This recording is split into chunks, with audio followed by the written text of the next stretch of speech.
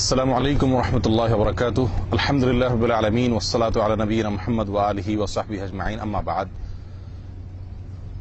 সম্মানিত ভাই বন্ধুগণ, আজ আপনাদের সঙ্গে নবী সাল্লাল্লাহু আলাইহি সাল্লামের জুতা পরিধান সংক্রান্ত দুটি আদর্শ সম্পর্কে আলোচনা করব। নবী করিম সাল্লাল্লাহু আলাইহি ওয়াসাল্লাম আমাদেরকে সব কাজ শিখিয়েছেন। প্রত্যেকটি কাজ সম্পর্কে তার সুস্পষ্ট দিক নির্দেশনা রয়েছে মুসলিমদের জন্য। তার ভেতরে জুতা পরিধান করার মতো একটি বিষয়, যেটিকে আমরা হয়তো অনেক ক্ষুদ্র বা ছোট বিষয় মনে করি, এ সম্পর্কে নবী সাল্লাল্লাহু আলাইহি সাল্লামের সুস্পষ্ট অনেকগুলো নির্দেশনা আছে। যার ভেতরে একটি হলো, তিনি মাঝে মধ্যে খালি পায়ে চলাচল করার জন্য, খালি পায়ে হাঁটার জন্য পরামর্শ দিতেন, নির্দেশ করতেন। এক সাহাবী এরশাদ বর্ণনা করেন, কানা ইয়ামুরুনা নবী সাল্লাল্লাহু আলাইহি সাল্লাম আন নাহতাফি আহইয়ানান। নবী সাল্লাল্লাহু আলাইহি সাল্লাম আমাদেরকে কখনো কখনো খালি পায়ে হাঁটার জন্য নির্দেশ করতেন। আজ বিজ্ঞানের উন্নতির এই যুগে আমরা সকলেই কমবেশ জানি যে খালি পায়ে হাঁটার বহুবিধ উপকারিতা রয়ে গেছে স্বাস্থ্যগত।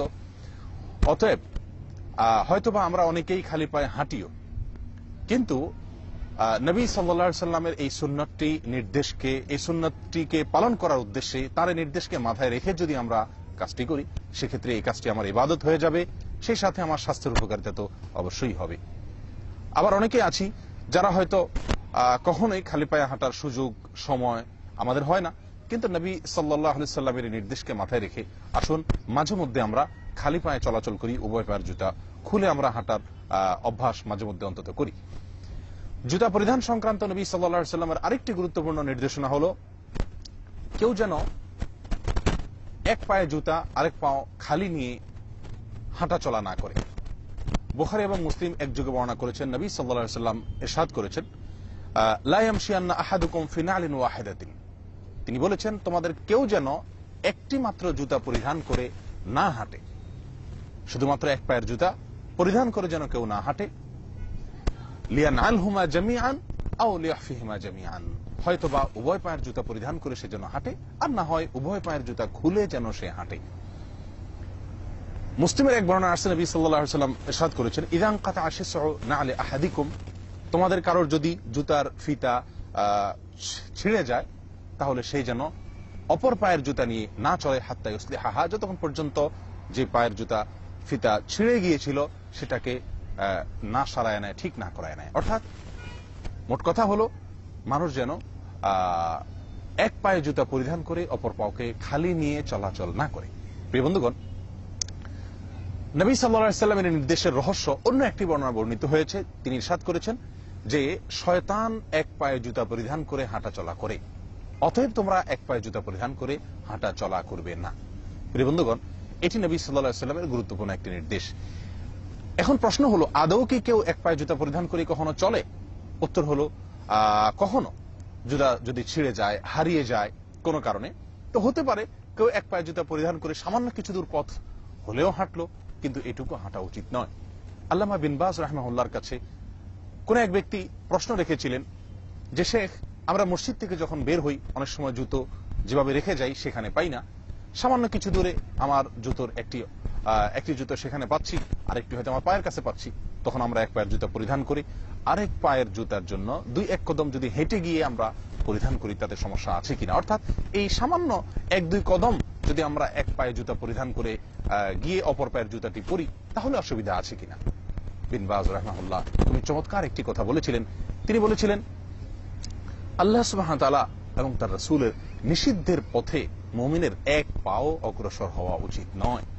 প্রিয় বন্ধুগণ, তার এই কথার মাঝে শুধুমাত্র এই মাসআলাটির সমাধানই রয়নি, বরং তার এই কথার মাঝে আমাদের জীবনের গুরুত্বপূর্ণ একটি পাথেয়, গুরুত্বপূর্ণ একটি নির্দেশনা আমরা পেলাম।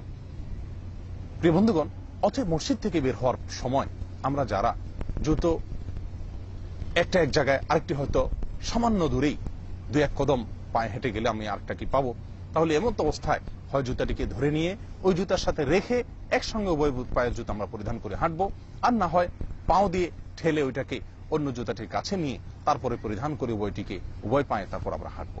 কোন অবস্থাতেই এক পায়ে জুতা পরিধান করে এরপরে কিছু দূর হেঁটে গিয়ে এক দুই কদম গিয়ে তারপরে অপর পায়ের জুতাটি পরবো না। এটি নবী সাল্লাল্লাহু আলাইহি সাল্লামের নির্দেশের বরখেলাফ হয়ে যায়, হয়তো আমরা অনেক সময় খেয়ালও করি না, খেয়াল করা হয়ে ওঠে না, এবং এটি শয়তানের জুতা পরিধান করার আদর্শ, শয়তানের সঙ্গে আমাদের মিল হয়ে যায়, তার সাথে এই কাজটির সাদৃশ্য হয়ে যায়। প্রিয় বন্ধুগণ, এই জন্য আমরা নবী সাল্লাল্লাহু আলাইহি সাল্লামের এই আদর্শটির প্রতিও খুব বেশি খেয়াল করার চেষ্টা করব। বিশেষ করে মসজিদ থেকে, বাসা বাড়ি থেকে, কোনো জায়গা থেকে যদি আমরা জুতা রেখে বের হই, পাবলিক প্লেসে বিশেষ করে, সেখানে বের হওয়ার সময় এই সমস্যাগুলো হতে পারে, তখন আমরা এই বিষয়টিকে খেয়াল রাখার চেষ্টা করব। নবী সাল্লাল্লাহু আলাইহি সাল্লামের প্রত্যেকটি নির্দেশ, প্রত্যেকটি নিষেধ মান্য করার মাঝে বহুবিধ উপকারিতা আল্লাহ সুবহানাহু ওয়া তাআলা রেখেছেন। আল্লাহ তাআলা আমাদের সকলকে আমলের তৌফিক দান করেন। প্রিয় বন্ধুগণ, নবী সাল্লাল্লাহু আলাইহি সাল্লামের জুতা পরিধান সংক্রান্ত আরেকটি গুরুত্বপূর্ণ আদর্শ হলো ডান পায়ের জুতা আগে পরিধান করা। জুতা পরিধান করার সময়, খোলার সময় বাম পায়ের জুতা উল্টো। আমাদের আয়েশা রাদিয়াল্লাহু তাআলা আনহা ইরশাদ করেছেন, নবী সাল্লাল্লাহু আলাইহি সাল্লাম সব কাজে ডানকে পছন্দ করতেন। এমনকি তার যখন চুল আঁচড়াতেন তিনি, তখন তিনি ডান দিককে অগ্রাধিকার দিতেন। তিনি যখন জুতা পরিধান করতেন তখন তিনি ডান দিককে অগ্রাধিকার দিতেন। যখন তিনি তাহারাত বা পবিত্রতা অর্জন করতেন তখন তিনি ডান দিককে প্রাধান্য দিতেন। প্রিয় বন্ধুগণ, আসুন জুতা পরিধান করার ক্ষেত্রে নবী সাল্লাল্লাহু আলাইহি সাল্লামের তিনটি আদর্শ, এই তিনটিকে আমরা আমলে আনার চেষ্টা করি। মাঝে মধ্যে খালি পায়ে হাঁটি, এর মাঝে স্বাস্থ্যগত উপকারিতা যেমন রয়ে গেছে, নবী সাল্লাল্লাহু আলাইহি সাল্লামের সুন্নাত পালন রয়ে গেছে, এর মাঝে একজন মানুষ অনেক ক্ষেত্রে খালি পায়ে হাঁটার ফলে তার মধ্যে বিনয়ের সৃষ্টি হয়। এই গুরুত্বপূর্ণ ভালো দিকটাও এর মাঝে নিহিত রয়েছে। এক পায়ের জুতা পরিধান করে হাঁটবো না, এটি শয়তানের অভ্যাস। সেটি মসজিদ থেকে বের হওয়ার সময় হোক, অন্য কোনো সময় হোক, 1 কদম হোক, 2 কদম হোক, অথবা তার চাইতে কম বা বেশি হোক, কোন অবস্থাতেই এক পায়ের জুতা পরিধান করে হাঁটবো না। জুতা পরিধান করার সময় ডান পাও আগে আমি পড়লাম নাকি বাম পা পড়লাম, সেটা অনেক সময় আমরা খেয়াল করি না। প্রিয় বন্ধু, আসুন সেদিকটাকে খেয়াল করি। নবী সাল্লাল্লাহু আলাইহি সাল্লামের একটি সুন্নতের মূল্য পৃথিবীর কোনো কিছু দিয়ে আমরা এরকম ভাবে ঠিক করতে পারবো না, নির্ধারণ করতে পারবো না। অতএব আসুন আমরা সবসময় এই তিনটি সুন্নতকে পালন করার চেষ্টা করি। আল্লাহ সুবহানাহু ওয়া তাআলা আমাদেরকে সেই তৌফিক দান করুন, আমরা যেন জুতা সংক্রান্ত নবী সাল্লাল্লাহু আলাইহি সাল্লামের এই আদর্শগুলো আমরা আমল করতে পারি। আরেকটি আদর্শ জুতা সংক্রান্ত আছে নবী সাল্লাল্লাহু আলাইহি সাল্লামের, সেটি হলো যে জুতা বসে পরিধান করতে হয়, যে জুতা পরিধান করতে হাতের সাহায্য লাগে, সেটা যেন দাঁড়িয়ে পরা না হয়, কারণ তাতে রিস্ক থাকে, অনেক সময় পড়ে যাওয়ার শঙ্কা থাকে। এই জন্য নবী সাল্লাল্লাহু আলাইহি সাল্লাম নিষেধ করেছেন। অতএব সেরকম জুতা যদি হয় সেগুলোকে অবশ্যই বসে পরিধান করার চেষ্টা করি। আমি আবারও সামারি বলে দিচ্ছি, জুতা সংক্রান্ত নবী সাল্লাল্লাহু আলাইহি সাল্লামের গুরুত্বপূর্ণ 4টি আদর্শের 1 নম্বর হলো মাঝে মধ্যে খালি পায়ে হাঁটার নির্দেশ তিনি করেছেন। 2 নম্বর, এক পায়ে জুতো পরে আরেক পা খালি রেখে সামান্য পথ আমরা হাঁটবো না, চলবো না। নাম্বার 3, সবসময় জুতো পরিধান করার সময় ডান পাও আমার আগে প্রবেশ করছে কিনা সেটার দিকে খেয়াল রাখবো, লক্ষ্য করব, একটি সুন্নাতের উপর আমল হয়ে যাবে।